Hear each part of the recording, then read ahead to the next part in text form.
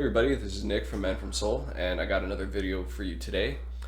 Here I am with Owen, otherwise known as Sunk, and if you don't know who he is, then you are missing out because he's great.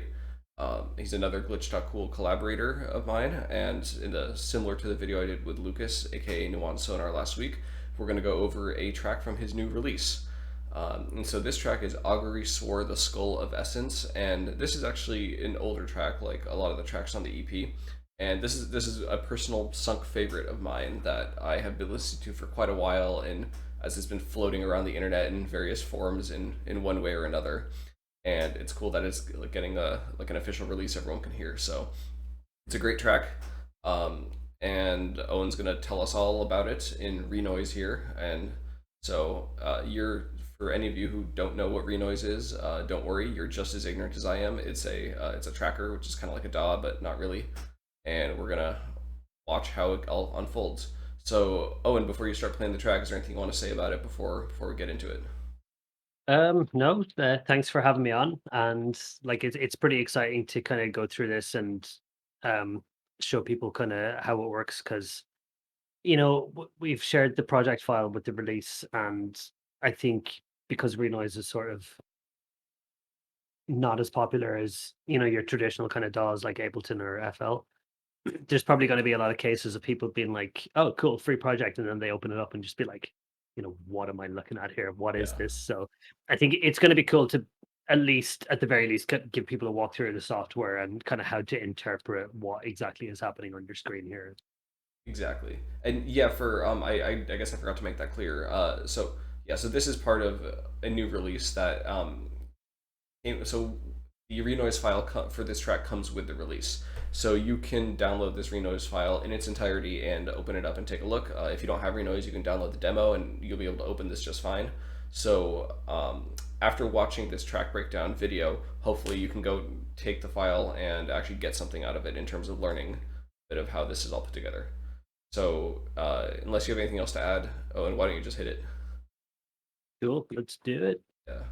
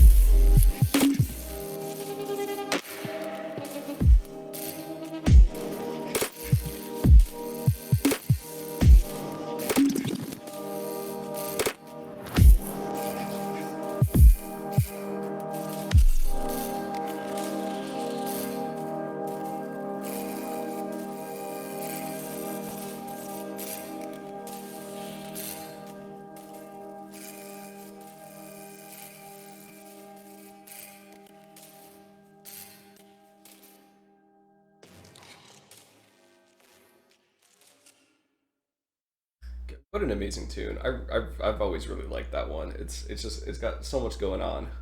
Um, Thank you so much. It's really so cool to hear. so um, I guess why don't you kind of break down for us here on like a very high level of abstraction, like what's going on? Okay, so this track was this is kind of an easy one to talk about, I think, because this was done for a competition Right, I and the remember rules that. of the Yeah. competition. Yeah, so this is a few years old now.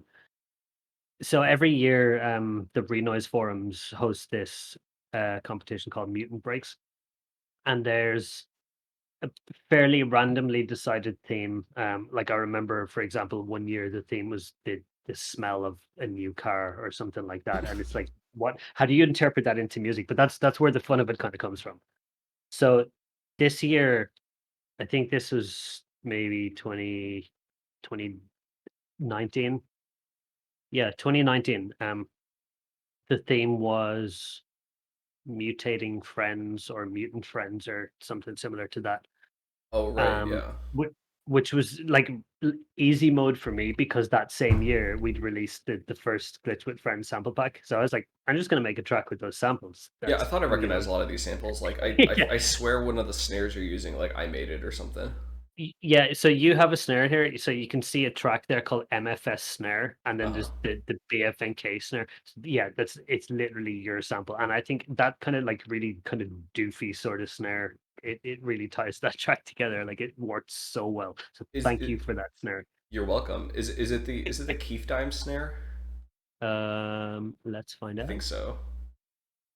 So I had them all nicely organized here, so I could kind of pull stuff up, but it appears that I have not organized that particular sample. So where the fuck is it? Let's find out. If you don't find it, don't worry about it. I'm like 99% sure it is. It's. 3A is in fact the Keef time snare. Wow. Yep. Right on. Well, cool. Yeah, and so I'm seeing in your samples list, there's a ton of Glitch with Friends samples there. So are what percentage of the samples of this track would you say are from the Glitch with Friends pack, like the original one? I'd say about 60%, maybe 70% glitch with friends, volume Nice. one, because volume two hadn't been out at this point. Yeah, this And then was yeah. the remaining samples are made up of the samples that I'd made with Tusk Mike for the split that we did together. Right. Yeah. And Yeah. then there's a few samples that Wulg released as part of a pack like 5 years ago that have just been kind of sat on my hard drive since then. So yeah, that kind of tied into the theme really nicely, where the entire track was made out of samples who are made by my friends, and that was like mutant friends. So I thought that was like a cool way to interpret that, and also just made it really easy for me to make a track because I had all these great samples to just work with from the get go, Exactly. which is nice. So, very cool. So I guess one thing I kind of want to like learn personally, and like forget the viewers at this point. Like this is something I want to know. Like, is sorry everyone, but like a lot of your there's been a lot of like kind of tracks that hover in the like between sort of like neuro bass neuro hop to like kind of glitch hyper glitch territory, and like it just sounds like there's a bunch of stuff just like falling apart. Like it just sounds like you have some kind of big industrial machine and just like just kind of like like imploding. And like I don't really get how all of you guys do that from like a structure standpoint. Like I don't how do you guys get tracks that sound like that? Because like it sounds like it sounds very musical and like put together, but it also sounds like a machine falling apart. Like how do you do that? Um, this is probably a really shit answer, but I don't know. um, so I guess I can kind of break down maybe the process I went through making this really quickly. Maybe that will help answer that. So Yeah. my kind of structure for this track was to kind of, if I get onto like one particular bar here, I'm just going to solo out the drums. Hmm. And oh God, this is awkward because I reinstalled Windows, my solo options are not set up correctly. So it's going to take me little bit longer to figure this shit out because the logic behind it is so different to what I'm used to. Yeah. So for anyone watching, right before we did this video, Owen's computer like completely imploded. Speaking of machines imploding, yeah. Yeah, So yeah. like, Again, ties in with the theme, doesn't it? Yes. So yeah, basically for this, I kind of made the main kind of beat first, which would have been this essentially.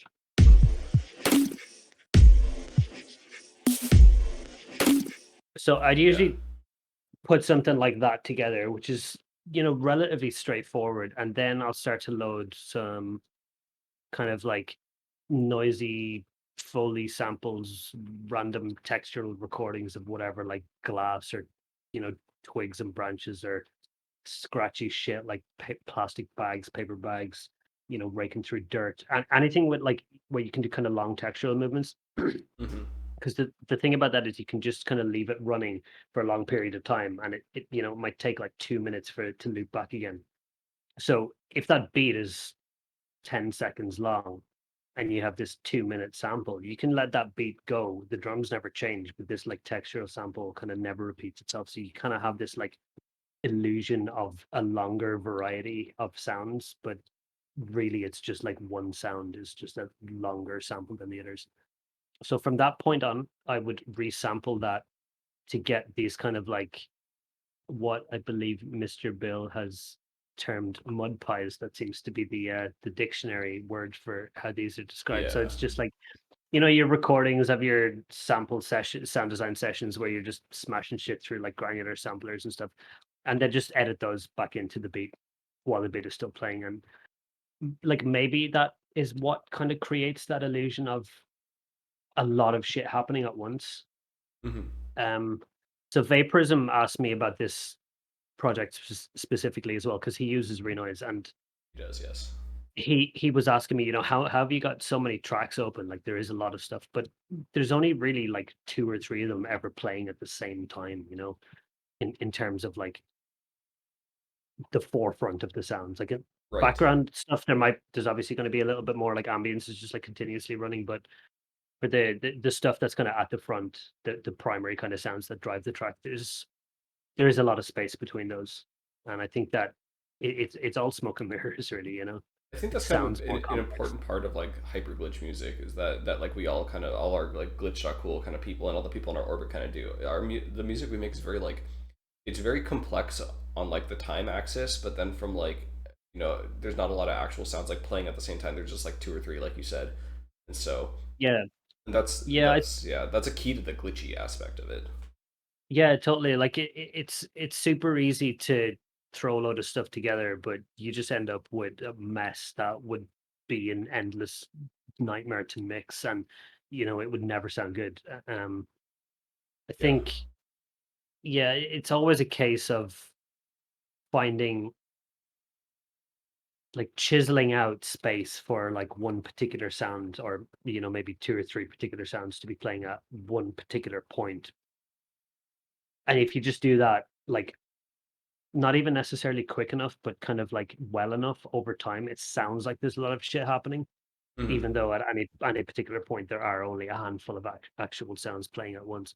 And like, I mean, you can the best example of this is like the oldest example of this. You go back to like Skrillex's stuff, like way back when, that kind of super hockety bass music. It sounds Yeah. really complex, but there's only ever one sample really playing at one time ever in that.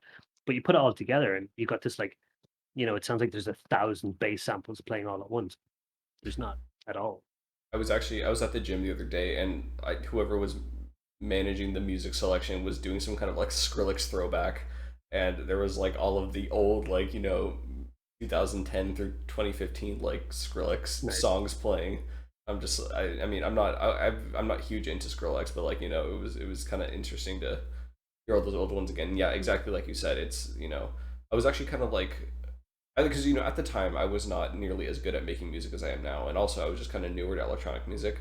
So back then I was like, wow, this is like peak level production. This is like the most technically advanced stuff anyone's ever made. And then now I'm listening Yeah. to it, I'm like, dude, this is simple. Like, and so not to knock Yeah. Skrillex, of course, but like, yeah, it's I think that if you're not initiated into how like this kind of music is made, stuff like that sounds a lot more complex than it actually really is because it's actually very simple.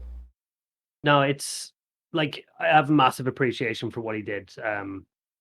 in terms of that style of production where you just have a thousand, like the illusion of a thousand things happening at once, but Right. there really is only one or two, and still manage to make it sound good. Like that's like insane, and that was insane back in what, like 2010 or whenever he was doing that. It's Yeah, he was just definitely ahead of his time. so ahead of his time. Like really impressive stuff.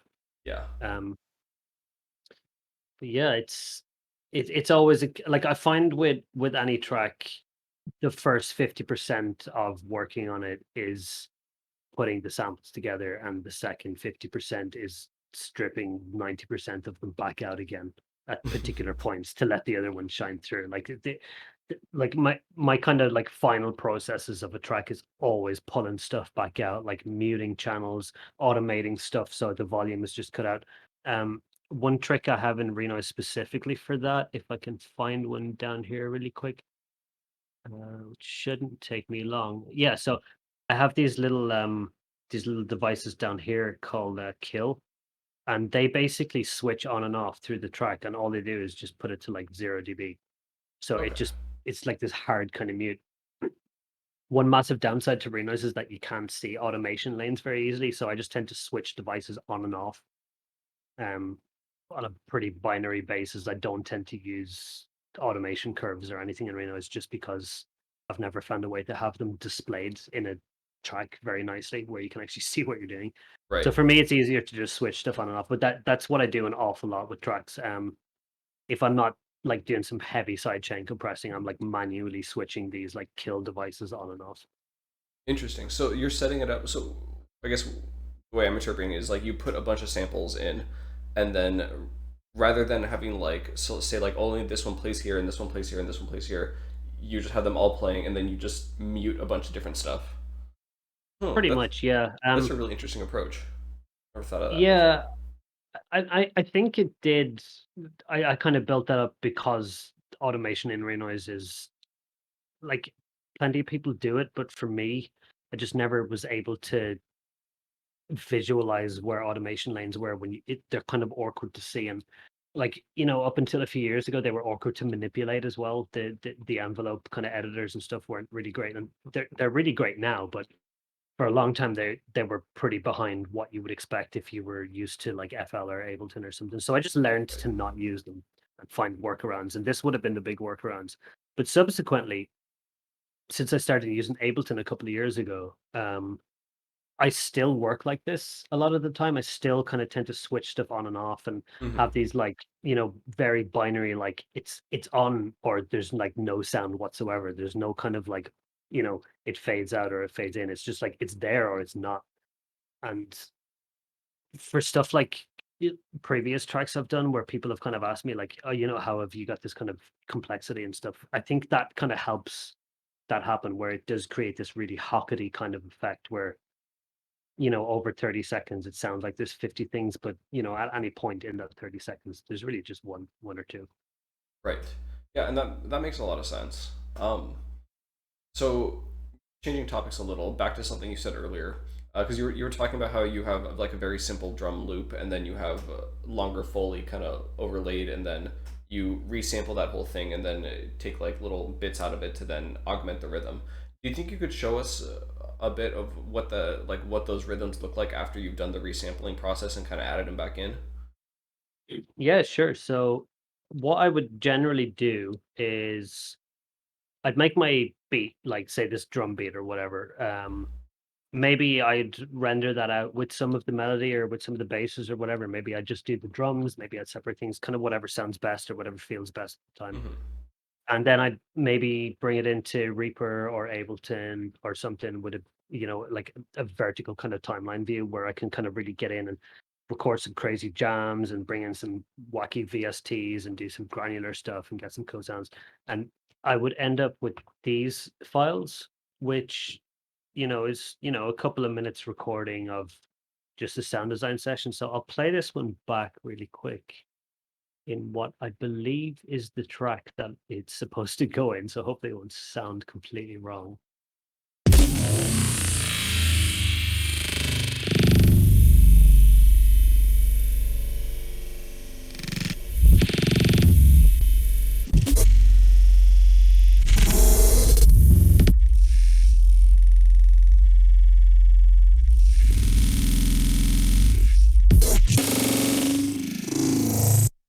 it's really just this like Yeah. granular kind of jam. I don't even know what I did to produce that, and I've got It one sounds like the here. Ableton simpler.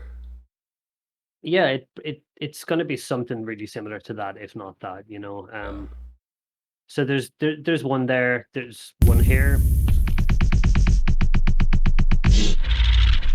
There's one here. I've got like what, probably, 8 or 9 of these in this track.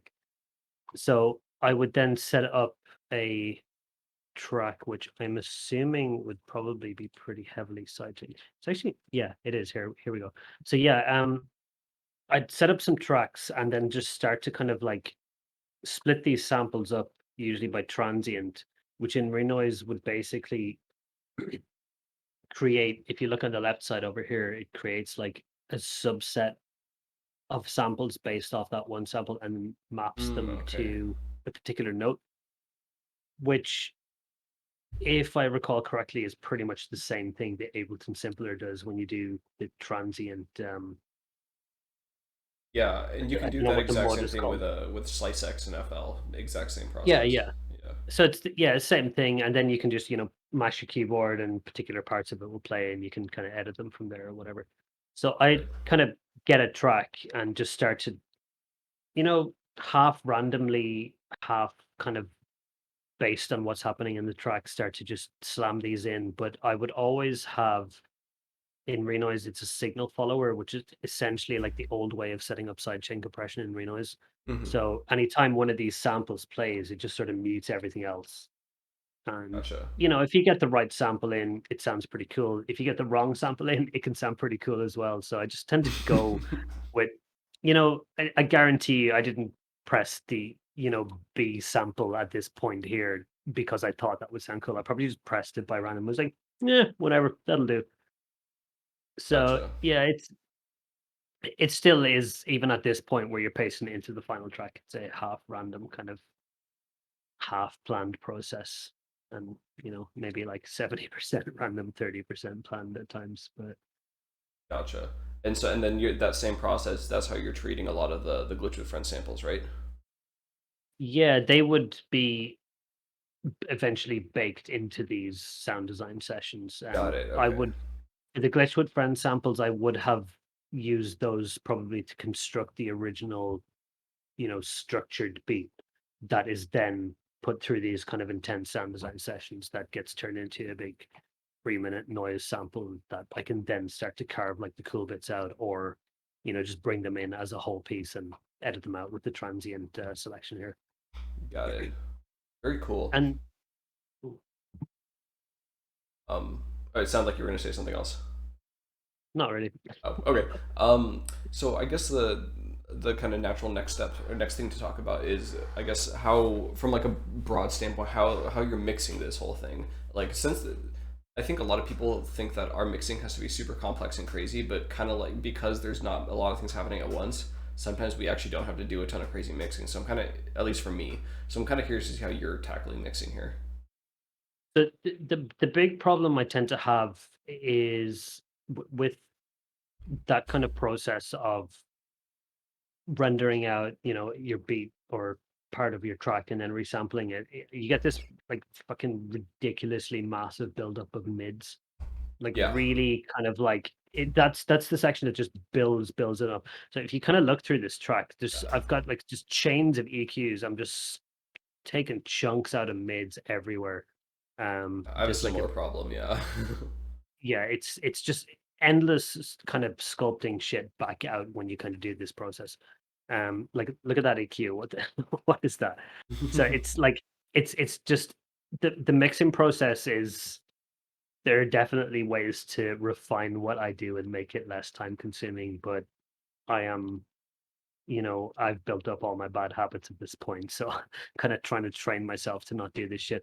I also have a phenomenally awful habit of like working on my tracks with something like ozone or some like insane mastering chain with like compression and distortion while I'm making the track.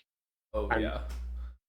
I'll be putting this track together and then I'll add some samples in and be like, oh, why did these samples sound so shit? And then I'll realize I've got like this insane mastering chain on there. and I've like that's why the samples I've just added, which are kind of production ready, but I've added them to this, and now they've just got like no low end or something. So usually at 2 or 3 points during the lifetime of working on a track, I'll rip my mastering chain out completely, mix all my levels again, and then add a new mastering chain and just do the same fucking thing again. So I kind of cause myself more headaches than I really should, I think.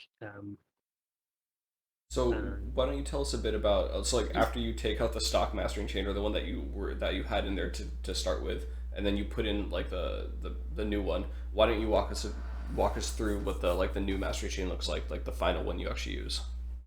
so, okay, so this isn't actually what is on the release because I Oh yeah, because sent, Stasma mastered it, right? yeah, he did the master. So I should have mentioned this at the start. Actually, this version of the track is the one that was uploaded to SoundCloud like what, like 2 3 years ago. Yeah. So this is slightly different to the one that's on the final release, which again is slightly different to the one that is included as the project file with the release. So I think this one has a slightly longer intro, which I chopped out for the release, and then I would have sent Julian a kind of a mixed down version with no mastering on it, or like very very little, like maybe just to kind of get the levels right and just kind of make sure Mhm. the tone of everything was still the same. And then he did the kind of final mastering pass. So there are some like really really minor differences. Yeah. But for this version, which is still up on SoundCloud, like I mean, it's pretty dumb what was going on here. I had this like filter, which is just probably adding more resonance than it's worth because it's just got this like ridiculously hard kind of curve on it. So Right. I used to do this a lot where I think I read like or watched one video or something where somebody was like, you should, cut out your low end because that'll make your headroom bigger. And I was like, okay, let's just like fucking hard cut everything, like brick wall cut everything out. So I did this for years. I'm gonna be real And with you, then Chief. I still do that. yeah, so I you know, maybe in the last couple of years realized this isn't a great idea because you're like destroying your kind of you're just getting these kind of resonances on those bumps. And I was like, where's all this like muddy 100 hertz stuff coming from? It's because 90 of my tracks in the song would have had this like 100 hertz hard cut, and it's just got this like big resonance. You add all those up, and it's like you might as well just have this big fat EQ just pointing upwards, adding this particular frequency. Yeah. So yeah, this is bad practice. 101. Don't do this. Don't do this.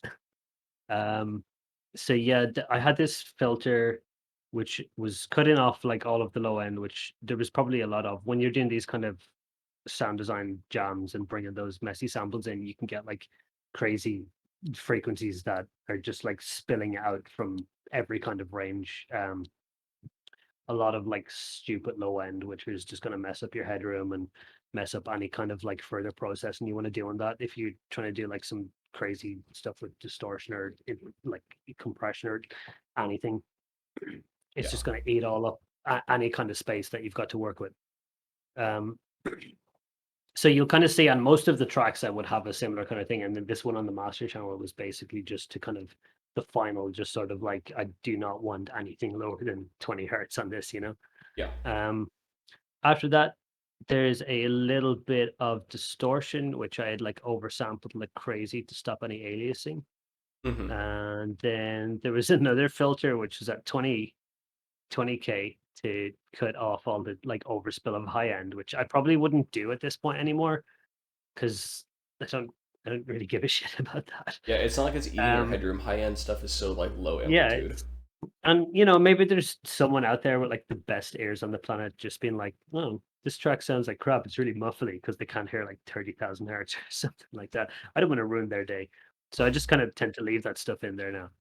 Um, But isn't most playback anyway also like cutting anything off like higher than 20 or 22K because of the way that it's encoded into MP3 or whatever? Like yeah, you download this on MP3 or, listen to it on YouTube or whatever. And it's essentially doing a harder job than this filter ever would anyway. So, exactly, yeah. you know, shitty compression algorithms are doing my mixing jobs for me. I don't need to worry about this shit.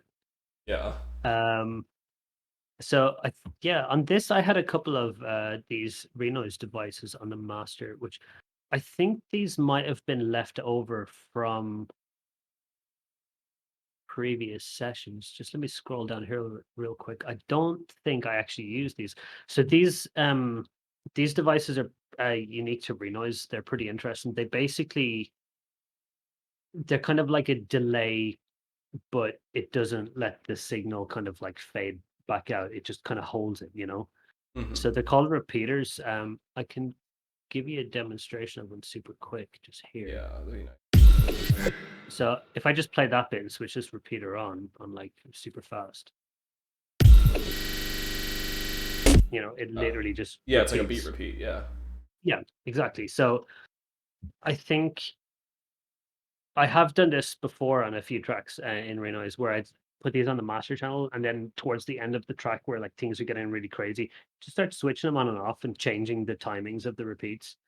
So it's basically repeating out everything that's going into the master, which it's probably like if you told this to any audio engineer ever, they'd be like, "What the actual fuck are you doing? Like this is mental. Don't ever do this." But it works really well. It sounds cool. It's kind of like internal resampling that you kind of have some amount of control over. Yeah. And if it doesn't sound good, it's kind of like, you know, it's you can just go back and kind of do it again and set up some automation or whatever. So Yeah. I Yeah. must have I must have had these running at some point in this track and then I've obviously ripped it out because I don't think they actually do switch on at any point in this. Um, After that, some EQ, then this like ridiculous limiter, which is just boosting everything because because I was going through my process of like working with dodgy mastering channels and ripping them back out. Mhm. I kind of had this like feature creep of lowering the volume of all of the tracks. So instead of just bringing them all back up by like 6 dB or whatever, I just put this limiter on the master, which brings it all up by 10, and then immediately sculpted out all the shitty frequencies back out again. Mhm. And a compressor that's not switched on that I didn't use. There's this little thing that drops the start of the track down by 2 dB on the master. So the intro is just like a little bit quieter, and then when the drums kind of kick in and you have your drop or whatever, everything's like super loud. So Yeah. I tend to do that quite a lot as well. More EQ, sculpting out those kind of lows. I think this was a fade out on the end, just to kind of yeah, it's just a fade out. Okay. And then a limiter, which so when I submitted this to the Renoise composition competition, I didn't have any external plugins. So like this track is basically all made in native Renoise tools. The idea was that if you share your Renoise file as part of the competition, you get like extra point in the competition or whatever. So I was working on it with an ozone setup. And when I submitted the project file to the competition, I wanted to make sure that there were no plugins. So I had to rip Ozone out and then kind of rebuild what I'd done in Ozone Yeah. with the native Renoise tools. So that's what this limiter here is. It basically just pushes everything up again. And Is that why it's there called was used probably instead of some, ozone? yeah. So there's a note when you open this project file that kind of explains how that works. It's like if you don't have Ozone, just switch this limiter on. Things will probably sound relatively okay, you know. And then after that, there is my actual mastering channel, which was just a multiband compression and an ozone, which I believe is just a preset, one of the electronic music presets. And that is it. Um, so yeah, it's kind of fun opening up old projects like this and just being like, oh my God, what was I doing? Because this is just really bad. I'm glad I was able to get a mix down out of this that Julian was able to salvage because he did like a really, really nice job in the mastering. Yeah. And I've heard nothing but good words about people working with Julian and his ability to master things. That's yeah. yeah, yeah, it was fantastic. All of the tracks, like I was so happy with him. He did a fantastic job.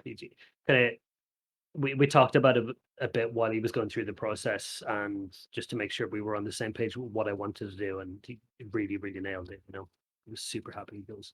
That's really cool. I'm glad to hear that. I've never interacted with Julian, but we both remixed tracks on a release. I'm just not sure which. I don't remember. It was on an Abstract Reflections release. I forget for who, but yeah. So that's the closest interaction I've had with him. But everything I've heard about him makes him sound like a pretty cool guy. Yeah, it's cool. I can vouch for him. Cool. Everyone, get your stuff mastered by Julian. It's good. Right on.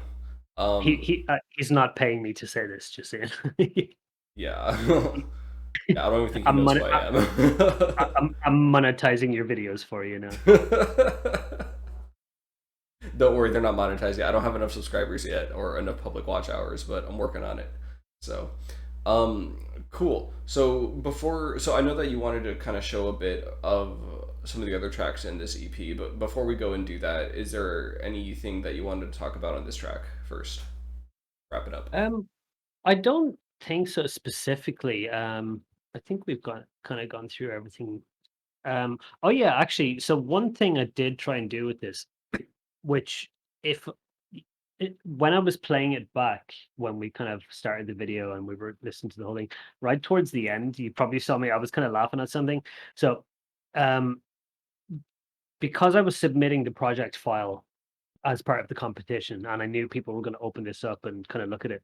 What I tried to do was kind of make it interesting to watch playing back in Renoise. So, normally it would just play from top to bottom, or if you're in another DAW left to right, and you kind of go, oh yeah, they put these samples here and they put these MIDI clips here and they have this effects chain, and that's really cool. They've done a really cool thing with the sound. But I was like, I want to make it interesting to watch. So if you kind of look pretty carefully at what happens when I hit play here, it will just play from top to bottom. That's a really bad example because it doesn't do that. I'm going to do it here. If you watch what I do here, it's going to play from top to bottom.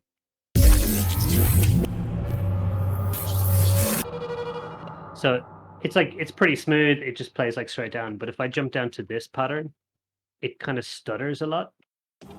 Yeah, I was noticing that. I didn't know if that was like a video artifact or what. No, so that was intentional. That was it's basically this command here in the master channel. The ZL command changes, it's the lines per beat command. So Hmm. if you set up a BPM of 200, so this track set to a BPM of 240. This track is obviously not 240 BPM, right? Yeah. Um, so what I've done is I'm increasing and decreasing how many lines in the renoise pattern there are per beat of the BPM measure. So if I have 8 lines and 240 BPM, it's going to go way faster. But if I go down here and I've set it back to 2 lines, it's going to go way slower. And then here I've set it to, my maths is wrong because this is in hexadecimal. I've set it to more lines. So it's going to go really quick for this part. And then it goes back to 8 lines. And then it just kind of goes a little bit, normal speed. And then 8 again. So it keeps going. And then 2. So it goes slower. So the idea was when you play it back, it's going to kind of have this like stop and start stuttery kind of playback, and it's people are going to be like, "Oh, that's pretty cool. That's kind of interesting to watch." Maybe, hopefully. That's very cool. Um, a side result of that was if I put a long sample where it plays slower, the long sample will sort of someone who's good at maths can probably figure out exactly how long that sample would play by figuring out the numbers that I've kind of supplied here. But the sample would play, for more percentage of a beat than you might expect. And because I would have had, the percussion samples like the kick or the snares, which were layered Mhm. on these particular beats where the speed was changing, it was kind of messing up like how drawn out the gaps between the layered snare samples or kick samples would be if they were placed at these particular points. So sometimes the snares might be like really stretched and broken together because the samples are playing back in a slower kind of period. But Mhm. sometimes it would play them all back like really quickly because it just hits that point where they all are like really fast. So it's kind of a side effect, which I thought was actually kind of cool. So that has since become a thing that I just tend to do in Renoise. The awkward part is when you're setting it up is kind of figuring out how many lines you need to do at each particular point to follow the BPM. Um, Right. so, for example, if I take out all of these points where it goes back to like 2 lines per beat, it's just going to play like relatively fast, and the whole track will just sound really janky. Maybe I should actually play a part of it where there's some drums. That would be an example that doesn't suck. Let's try this.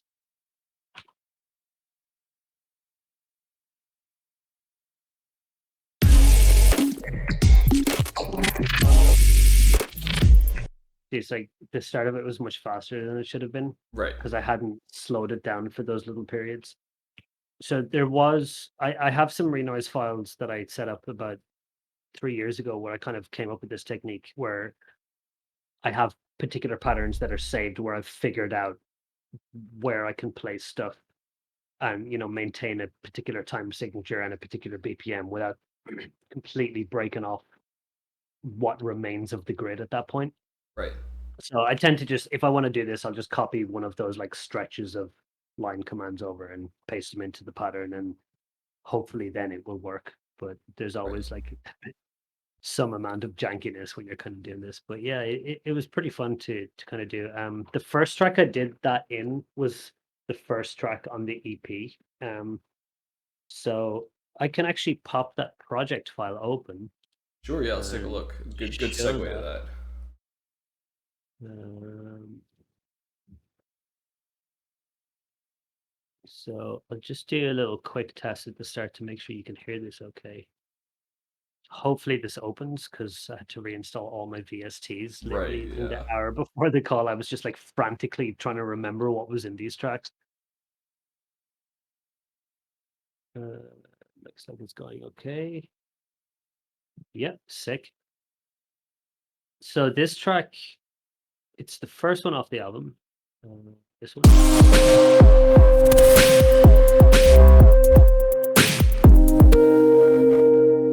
So this was made for, I think, the previous year of the same Renoise competition.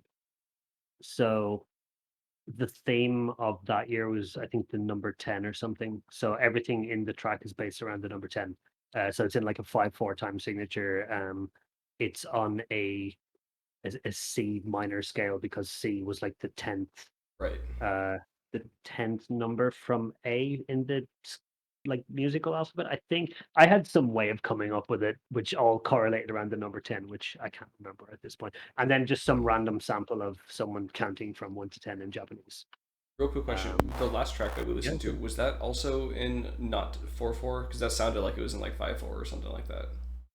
Augury is 4/4, I believe. Oh, is it? Oh, I okay. think I suck with time the, signatures. I really do. So I can't remember what BPM any of my songs are in, and I definitely can't remember what time signature any of them in. So like it becomes a bit of a shit when I'm trying to put stuff together for like a live set or something. I'm like, oh yeah, I'll just pick these 2 tracks together, and one's in like 7/4, and one's in 11/8 or something, and they just sound like crap when they kind of bleed into each other or whatever. So I always have to open up the project files and be like, oh yeah, this is like completely not what I thought it was, and it's a different BPM as well. So I'm setting myself up for failure with this shit from the get go. Yeah, I getcha. Um, but yeah, show us a bit more about this track. Yeah, so at the end of this track, things get a bit janky.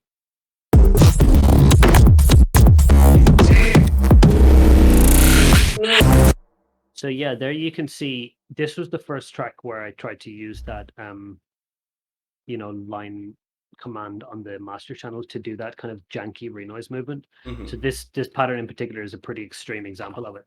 So this one I hadn't figured out how to match it to the BPM or the time signature. So if you listen to the end of this track and try and map it to like I think it's all in 5/4. If you try and map it to what like 125 BPM in 5/4, the end of it is just a random noise jam. It doesn't match to anything because I didn't know how to figure out Yeah. what speed to set these commands. So it's essentially just completely random in this, but you can see it the second command that comes in on this pattern, everything slows down and the sample is like really, really dragged out. like that. Yeah.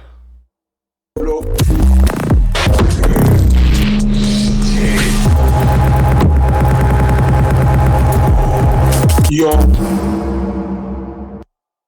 So yeah, that was where I was trying to figure that technique out. So one of the interesting things that does happen sometimes with this is because I don't think you're supposed to do this in Renoise. Is that sometimes the visual pattern of the lines on the screen will completely break. It's just like a graphics bug in Renoise, but it looks really cool. So it actually happened when I played Augury at the start of the video. Right at the end, like all the lines just kind of disintegrate. You kind of have this like glitchy sort of effect on the screen. It doesn't affect the sound in any way. It's just like a graphics bug. If you switch the lines from fast to slow, like really, really quickly, I noticed it does that, which I thought was just pretty cool. You know what that reminds me of? I remember Vaporism one time. He had some kind of like video. It might have been in his Glitch.fest set. I don't remember, but where he has like just footage of stuff in Renoise, and it's like he's glitching. He's like data bending it after the fact, and like data moshing it. But like watching your playthrough of Augury, like made me think like, wow, this already looks like really glitchy and weird. Like I don't know how much extra work he really had to do to get it to look like that way. Yeah, I always loved how he does those kind of like he'll bleed a screenshot or a video of Renoise into the visuals he's working on because Renoise just looks cool. It looks like, I'm hacking into the matrix with this shit. It's Yeah. just like, whoa, Hacking the this is mainframe. cool. Yeah. Yeah, yeah. It's just got a cool kind of visual aesthetic, and it- I think it just like visually just really matches the kind of stuff he does with his like crazy data bending and stuff. Yeah. There's just like so much visual noise on the screen in a Renoise instance. It's great. It really is. Yes. Um, Yeah. cool. And so I guess, because I mean, I guess this technique that you've described, I mean, it's not quite tempo automation. It's almost like time signature automation in a way. Like I guess would that be an accurate descriptor of it? It's kind of neither. I think it would be Yeah. more Like tempo because I don't ever change the time signature um, with this command. There's probably a way to do it, but I'm like you've actually just given me the idea to try and figure that out, which would be pretty fun. So because thanks for this it's like subsequent headaches that's going to cause me. it sounds like you're like automating the tempo, but like in line with the time signature. I don't know. It's really weird. Like I've never thought because like I do tempo automation in my tracks, and it gets a cool effect, but it's definitely different than what you're doing here. Like this seems like a very like Renoise centric way of going about it, and I'm trying to think of like how to translate it to other audio I, I think workspaces. I think because you're doing it with line commands, which by virtue of the fact they are line commands can only be typed on a line in a pattern. Right. Um, they will always be sort of tied to the grid. It's always going to be anchored to the grid. Right. So you like it's essentially like if you went into say the equivalent of something in FL would be if at the start of this bar, the whole track is at like 100 BPM or whatever. At the start of this bar, we're just changing all of your 16th notes to quarter notes. I So it's see. the same BPM, but it's going to just play back slower because we're making every note longer essentially. It's this kind of multiplication of the length of the notes, I guess. That's I, it. Don't. that's That's basically like changing the denominator in the time signature, I think, but leaving the numerator the same. I think. I don't know. I'm not classically trained. it, if the effect of that in a DAW would be that it would play slower or faster, which I mean, there's probably arguments for the case that it would and the case that it wouldn't. Yeah, that's kind of what the effect here is. Mhm. But yeah, like again, I'm sure someone more mathematically educated than me would probably be able to explain what is actually happening behind the scenes a lot better. Yeah, no, I definitely get it. I'm just trying to like put it in terms of other stuff, and I'm kind of coming up short, which I think is actually speaks to like I guess some of the uniqueness of Renoise in this instance. There's a lot you can get out of it in this context. Yeah, like Yeah, Renoise is there's an it lends just the workflow of it lends to a lot of kind of unique kind of opportunities like this where you can kind of get weird in ways that I think you can't necessarily do, or you definitely can't do as easily in more sort of traditional, like l- I won't say linear does. I don't know what's a word to describe stuff, but Yeah, I don't stuff know that goes either. from left to right instead of top to bottom, basically. Right. Okay, so why don't we go and look at maybe one or two more tracks from this EP, just see some cool things from them. So what's another cool thing that you want to show us in Sure. here? So I think Heat Death would be an interesting one since Yeah. we've kind of been on the topic of that um, line command. So the whole concept of this track was the idea of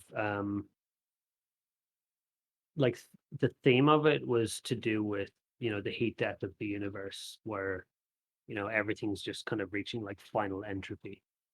Right. And I think I just read about this like theory. I don't know how credible or what it was, but I thought it was cool to read nonetheless. Of if you kind of are traveling through a black hole, then there's a point where time gets so distorted it basically becomes infinite. So you hit a point in this black hole where time is just you know relatively stopped because it's just been stretched so much, Right. right? Yeah. So I was like, oh well, heat death of the universe is a big black hole, but a universe wide black hole, and it would be really interesting to experience because it would be time stopping. So that was my interpretation of it.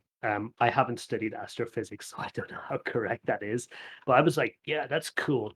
So the idea of the track was that it gets faster and faster and faster and faster, and then it stops and then it resets again. So you're kind of in this like time loop where it just never kind of stops. Right. And the way I did that was the same thing with this time command on the master channel.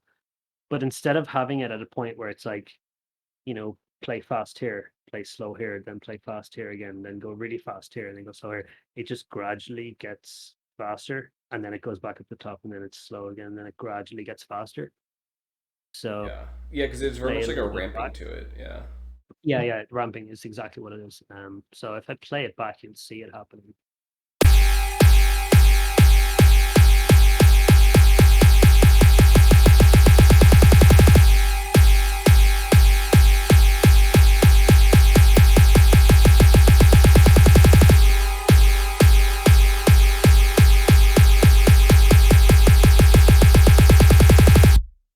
You see it just like starts slow and then gets faster. And that's the whole effect of the track just came from that concept of the pattern command just speeding up. Right. It reminds me of I forget which track specifically, but on Woolg's album last time, I mean, he does a lot of wacky like tempo automation Yeah. stuff on that track, and um, there's one of them where he has like a bunch of kicks that he takes it all up to like 999 beats per minute, and it like becomes tonal or It something. becomes tonal, like yeah, and he Yeah, makes chords out of it then. And then it slows back down. Yeah, it's crazy. yeah, dude, that guy's I don't think I could even get Renoise to go that fast. And you know what? I tried to do that at Ableton and I still couldn't get the extremity of the speed to get yeah. it from where it's like literally tonal. So I don't even know how he did that. I was like Yeah, well, I some mean, sorcery. we all know Greg's kind of nuts. He's a bit of a wizard when it comes to this kind of thing. So, um, very cool. Yeah, and yeah, this track is definitely a very like harsh way to end. This is the last track on the EP, right? I think I remember correctly. Yeah, so the thing about the EP, like as a whole, it wasn't kind of created as one sort of Right. entity. It's basically a collection of Renoise tracks from the archive, Yeah. and the reason it's all Renoise is because it's like Julian's label, Concrete Collage, and Hmm. he kind of has like experience with trackers, and the label kind of leans towards a lot of kind of tracker sounding kind of music, like kind of like very 90s kind of vibe to it. So I thought it would be cool to kind of for a release on that particular label, get a load of tracks from Renoise together. I think that would just tie in with the whole aesthetic of the label really nicely. Um, So that's kind of why it's all older stuff. Like this track is probably like 3 years old at this point. It's just been shit I've just been sitting on for years. That never got around to a release. So the one thing is that I think this track in particular does sort of stand out from the others. Because there's a lot more synth patches in this. Hmm. Um, it sounds more like electronic music, but I think putting it at the end kind of even emphasizes that because it's like I'm going to end the EP here and it's going to be like fucking loud and it's going to be intense, which I think worked kind of nicely. And It's a very sunk way of going about things. it's very witch. Very sunk way of going about things. Yeah. Very neat. Yeah. Right Yeah, on. so this is another one where there's not actually like a massive amount of stuff happening for the entire track. I mean, there's only like that's the entirety of all of the samples in the track, and most of them are just like resamples from like a single serum patch or something, you know. There's a couple of Billen basses in here as well, which I had from one of his packs. Oh, I didn't know he put out Uh, sample packs. That's awesome. yeah, he has one up on. I think I grabbed it on Splice. It's a really, really good pack. Like, obviously, it's great. Really cool bass samples. I use those loads. Um, it's got like loads of loops and stuff as well. They're really, really good. Really Nice. cool for kind of bringing into those wacky sound design sessions and kind of bending them out of shape and stuff, you know.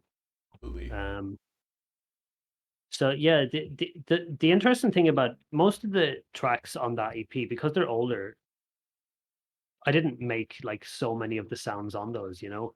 Yeah. Loads of them are just from sample packs. So it's kind of why I wanted to share the project file for Augury because maybe not that track as much as the others specifically, but I think there's this sort of idea in the music production world where it's like, oh, I used some Billen samples in this track and the track sounds cool, but you know, it's not really my track because I used somebody else's samples. I didn't make everything from scratch. And I think that's just bullshit. It's like if the track sounds good at the end of the day, it doesn't matter if you fucking used all of the samples, like none of them you made yourself, you know. Right. It's like Yeah. you, you people in metal bands don't build their own guitars and drum kits, so you don't Yeah. have to I'm sure make some all of do, your but definitely not well, the yeah, there's probably majority. someone out there going, "Hey, I've built all my own instruments." Yeah. So yeah, you know, I congrats to them. But I raised the goat that I used to for the skin to make this drum, but I wound these bass strings myself over a period of months. well, I think there's a difference between like getting just like sticking like a vengeance drum loop with a vengeance bass line and like a vengeance synth line like together and then being like Lamau I made a track versus like you know a lot of stuff we do is taking samples and like manipulating the bejesus out of them and then doing Mm. something else with them, which is in my opinion a very valid way of doing. I mean, obviously I think that's what I do, that's what all of us do in Glitch.cool.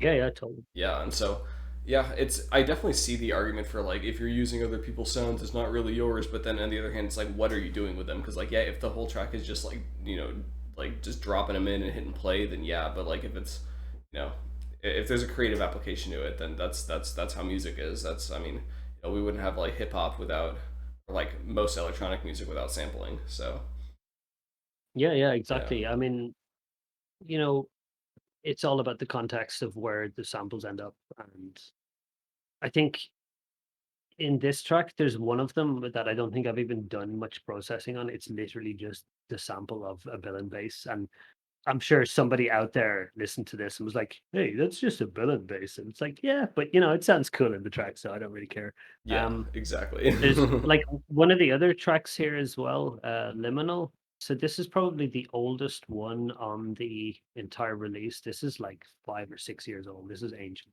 I really like this track, Um, by the way. This there's like a period, like I think like 2/3 of the way through, where like all these like twisty like bass lines come in. It's like one of my favorite so moments on the EP. that was where I was going with this. Okay, That bass cool. sample is literally just one bass sample that's just playing from start to finish, and I did not make it. It's just from some random free Neuro sample pack. Oh, sick. Um, I will find it. It's a Spire bass, I believe. Spire. Um, Yeah, there's some Spire makes cool basses. This yeah, that's the one. Let me see if I can track that sample down. Is it from like the Neuro Hop Forum sample pack? I believe so. Yeah.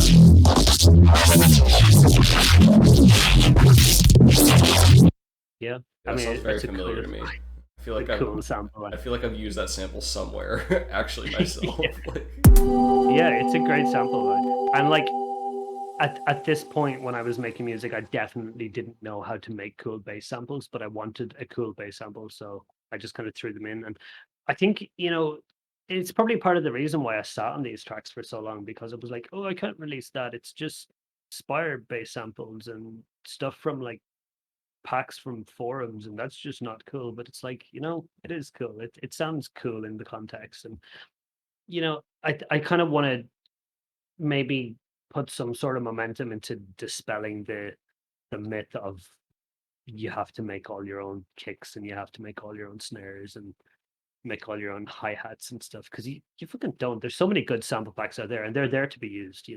If you make a yeah. good track out of them, like the track is good, end of story. Exactly. Yeah, and I'm not sure how many people really actually say that you have to make all your own stuff yourself, but that's ironically it's that's a mentality I see from like new people more than I see from like seasoned veterans. Um, Mm. must be like a Yeah, compensatory thing.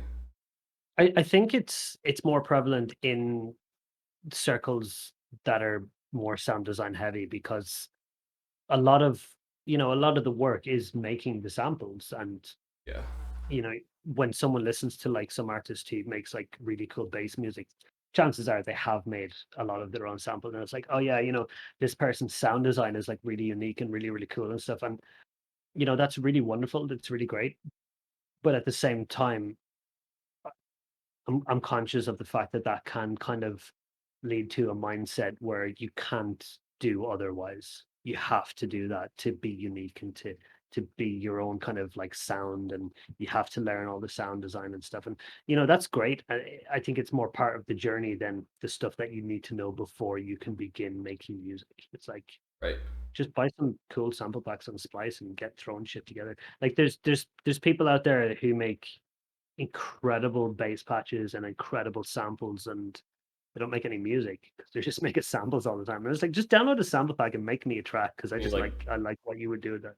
sounds like we're gonna call out Glorklunk here for making the coolest sounds I've ever heard and never putting them in any music. You animal, Yeah, please right. release something. Yeah, please release some music, Long please. Glork. Um, but yeah, that was.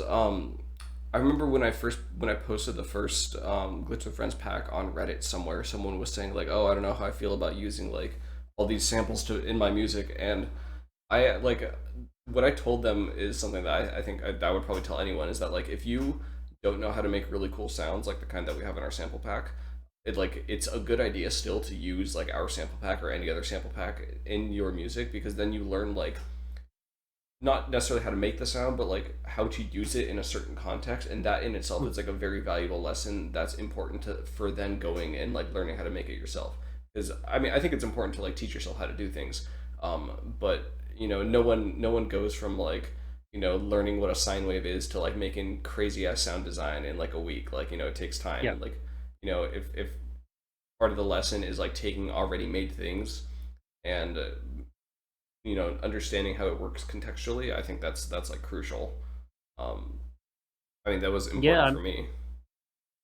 Yeah, I think one of the best things about the fact that you can kind of buy a bill and base sample pack or whatever, is that you can kind of go in and start to reverse engineer them and be like, how did he make that noise? Yeah, How did he make that snare? How did he make that kick? And really kind of break it apart and figure out, like, what kind of processes might have that sample been put through to kind of produce that sound or whatever. yeah. Um, but yeah, they're not just for that. Slap them together, make a banger, put it Yeah. out, It's make some cool music with them. I'm actually pretty like stoked to see you're using the NeuroHop Forum sample pack, because like, so I don't know if I've said this publicly before. I might have said it like once in our like internal chat, but the original Glitch with Friends, that, and so like that, I don't like to take credit for that being my idea, but that was actually 100% my idea. The direct inspiration for that was the NeuroHop Forum sample pack, because I was like, hey, these are like, this is a cool sample pack, and I like how it has like all these different contributors. Like, I want to do something like that, and then that's kind of how Glitch with Friends came to be. Um, which I guess that's how all of this came to be. But Yeah, that's yeah, exactly. yeah, That's what kickstarted this whole kind of thing, wasn't it? it was, yes. So yeah, I'm gonna pat myself on the back here, but yeah, like it's I don't know. I think that community kind of sample packs like that are that tend to take off, like the Neurohop forum sample packs did, or like our sample packs seem to, can go like a really long way towards like defining like a genre sound. Like I don't know. Maybe I'm overestimating the relevance of both of these packs, but I think that it's something to think about when we look at like the historical trajectory of like Neurohop or like Hyperglitch or something like that. Yeah, like I feel like if a pack like that picks up like a huge amount of traction, if you go, hey, there's this like really cool free sample pack, there's like 40 gig of like really well made samples for this particular genre. Loads of people are going to download that sample pack and make this particular genre with those particular samples. So Yeah, it is going to really shape the sound of that particular genre. And you know, yeah, no, I get where you're coming from with that. I think that makes a lot of sense, definitely. yeah, right on. All right, well, before we wrap up the video, is there anything else you want to show us, either in Liminal or in any other tracks that you have? I don't know. Can't think of anything. I can pop a couple of these open real quick, and maybe I can find something to waffle on about for a couple of minutes. That'd be So nice. this one is Dragonfly Pond. So yeah, the two other tracks, Dragonfly Pond and Too Close to Ghosts, they were both sort of half made. So the all of the other tracks were finished and they have been on SoundCloud for years. I Yeah, finished those and uploaded them ages ago. But those two tracks were kind of like half finished and I've just left them sitting around for a couple of years. So I actually finished those early this year. So they're probably the more recent ones, I suppose. Um don't know if there's a huge amount I can say about this. It's just the same deal, lots of Foley samples, resampling. I actually used Vital in these for the first time oh because cool. it had just been fully released and I was like, I gotta try this out. I didn't do an awful lot. I still haven't had the opportunity to really get super deep into it. Yeah, and you have some sounds you made that are included with Vital, right? Yeah, I think I did some stuff for Matt back in November. I don't know if he's put them in yet. I think the idea was he was going to include them as some sort of content pack. Okay, They got it. didn't come in with release, but I haven't spoken to them in a few months, so I'm not sure if I haven't even checked if they've gotten in yet. But they are there. So I just recorded some kind of stuff for the noise sampler, oscillator, Got whatever it. you want to call it, some kind of textural stuff. So yeah, I'm sure they'll work their way in at some point, I'm sure. Yeah, So it'd be cool to have those in it. But it was really cool to work with something that was, a really cool synth. It was a yeah. really nice project to be part of. Like it was really flattering. Yeah, I love Vital. I was one of the earlier beta testers, and it bangs. It's probably my favorite synth now. Yeah, well, hopefully I'll be able to say the same soon when I actually get the time to open it up and actually play with it.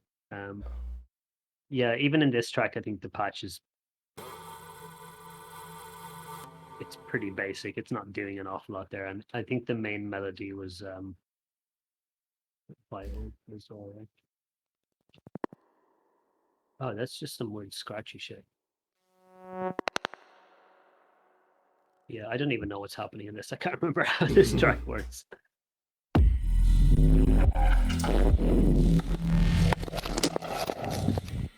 Yeah, just lots of Hillesi's percussion samples Those are from so the great. Yeah, first pack. Really nice textures on those.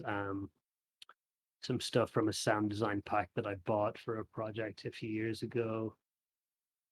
And then just a load of resamples down the end. And again, it's 90% Glitch with Friends. I think there's actually some Cage samples in here as well. Cage from Renraku. it's Uh, I was debating whether or not to like say this, but your first track Augury reminds me so much of Cage's music. Like very um yeah, I a lot of heavy discovered collab. his stuff about 2 years ago, and it fucking absolutely blew me away. I love his music so much. Yeah. I sent him a very, very fanboy message on SoundCloud about a year ago. I was like, "Oh my god, I love your stuff so much." He was like, "Thanks, man." I was like, "No, I really love it," and then he just never replied. I was like, "Shit."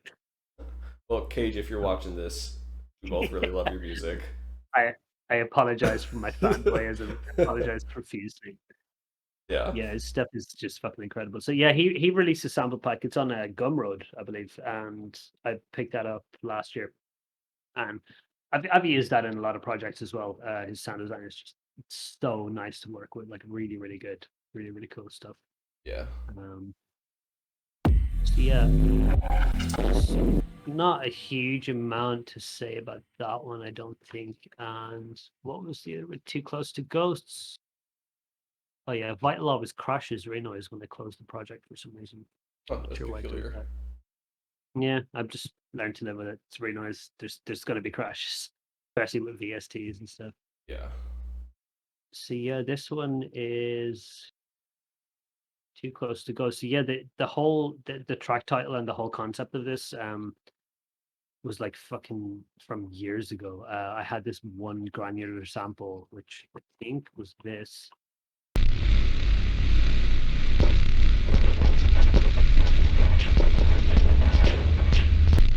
Yeah, so that was a sample from some sound design session about 5 years ago. And the sound of it reminded me of this PlayStation 2 game called Project Zero. And I think the American release had a different name. But here it was released as Project Zero. It was kind of like, a Resident Evil, Silent Hill kind of horror game, but you had to like take photographs of ghosts in this old haunted mansion. And if you got really close to the ghosts, there would be this really granular sort of sound effect. Hmm. And it sounded exactly like this sample. So I was like, oh yeah, that reminds me of that. I'm gonna call it Too Close to Ghosts.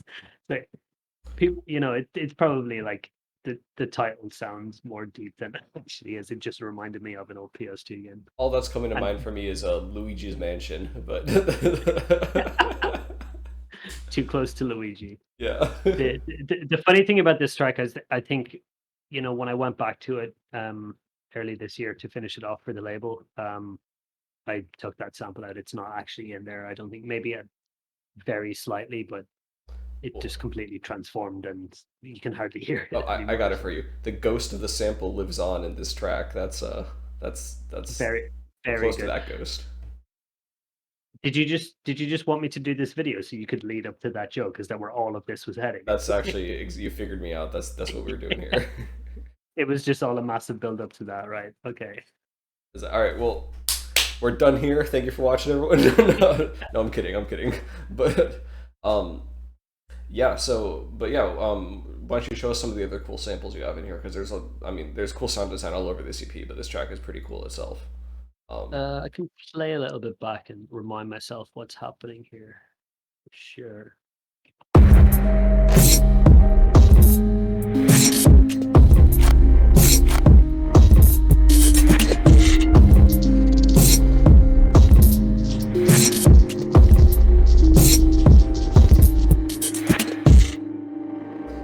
Yeah, I can't even remember what's going on in this. There's a lot of detuning on the vital the Yeah. vital melodies. So I think all of the melodic stuff was all done with vital.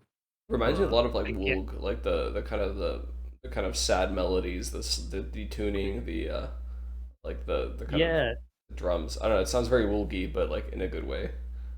I think I wanted to use vital a lot for this to take advantage of it because again, it had just been released, Right. and I just putting a track together and being conscious of a label kind of waiting for it. I was kind of being like, I should finish this up in the next couple of weeks or whatever, and then the majority of anything I did in Vital was just turning the detuner up instead of actually exploring this end. I'm like, that'll do. That'll encapsulate my mastery of this piece of technology here. I'm just going to detune everything. You heard it here first, folks. That the secret to good music, just detune your synths. Just detune everything. It's going to sound fine. So yeah, the drums were just a load of, I think these are cymatic samples. Yeah, that I just grabbed from an old pack which I downloaded like 1,000 years ago. I don't know what these are. It's not playing anything. I'll do it on the master. Oh yeah, so this is probably a good example. I would imagine, yeah, because you can see the date in the title of this sample. It's from January, so I would imagine this is the result of a sound design session where I would have bounced out the drum beat I'd built in Renoise, brought it into something with some sort of granular synthesis like Ableton or Reaper or whatever, Mm-hmm. and then brought it back in. So I can play a bit of that.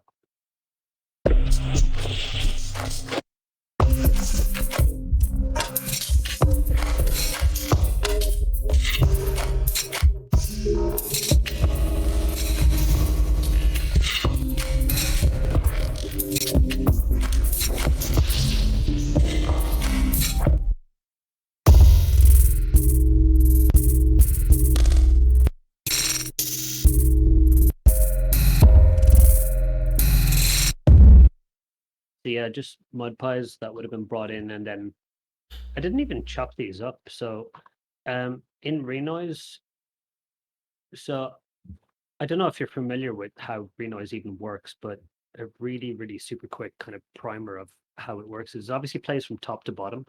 So say for example, all the letters and numbers here are what sample is playing when the bar hits that point. Yeah. So say when I play this pattern straight away, it's going to play the C4 note of sample number 9. And then if you look over to the right where the samples are, sample number 9 is this kick sample. So it's just playing a kick sample in this track. Right. So the nice thing about Renoise is for something like this, which normally I would like chop up by transient and then have it mapped to my keyboard. If I can find out where that sample is actually playing, which I'm not even going to bother looking for it now, but say maybe, yeah, this is a fine. You can actually do a little pattern command here where you can pick a point in the sample. So S splits it.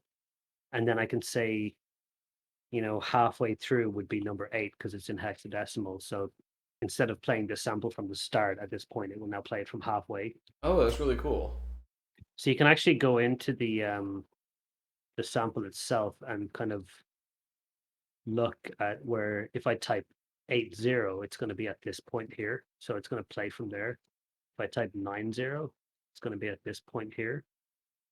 It's going to play from there. If I type D0, it's going to play from here, and then everything in between. So you Gotcha. can chop your samples up in the pattern editor here, which is generally what people would do with breaks and stuff. So I think it's why a lot of people who make like jungle and breakcore would tend to use Renoise because it's really fucking quick and really good at making that kind of music. Because you can just like I don't have my sample browser installed on this machine because it crashed this morning. But if you put like an amen break or something in here, you can literally just paste all the notes in and then just chop up in the pattern editor. You can just like say if this was an amen break, I could just spam all the notes like that and then chop them all up like this. Just hit some random letters and numbers here, and it's gonna play from a different point each time it hits that sample. Yeah, I getcha. Yeah, I wish FL had something more like that. Like you can do something with FL, it's just a lot more clicks, a bit more tedious. Yeah, it's the fact that it's all keyboard based as well. When you are working that way with it, you Mm. don't have to work that way, but if you do, it's all keyboard. So the workflow is just like super fast if you're trying to just chop up some breaks or whatever.